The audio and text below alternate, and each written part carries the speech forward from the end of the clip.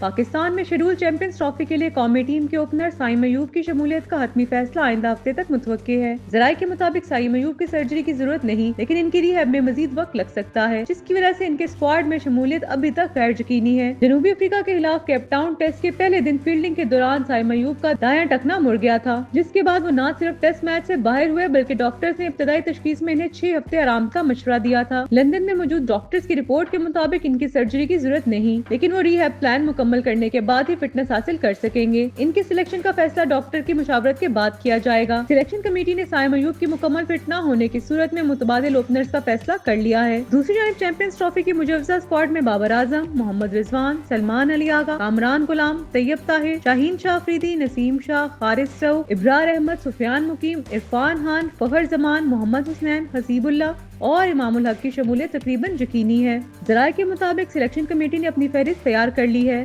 تاہم اسکواڈ کا اعلان سائم ایوب کی رپورٹ کا جائزہ لینے اور ڈاکٹرز کی رائے کے بعد ہوگا۔ اسکواڈ کو حتمی منظوری کے لیے پاکستان کرکٹ بورڈ کے سربراہ محسن نقوی کے سامنے پیش کیا جائے گا۔ واضح رہے کہ چیمپئنز ٹرافی میں شامل 7 ٹیمیں اپنے اسکواڈ کا اعلان کر چکی ہیں، جبکہ میزبان پاکستان واحد ٹیم ہے جس نے ابھی تک اپنے اسکواڈ فائنل نہیں کیا۔ ICC قوانین کے مطابق اسکواڈ کو 11 فروری تک حتمی شکل دی جا سکتی ہے۔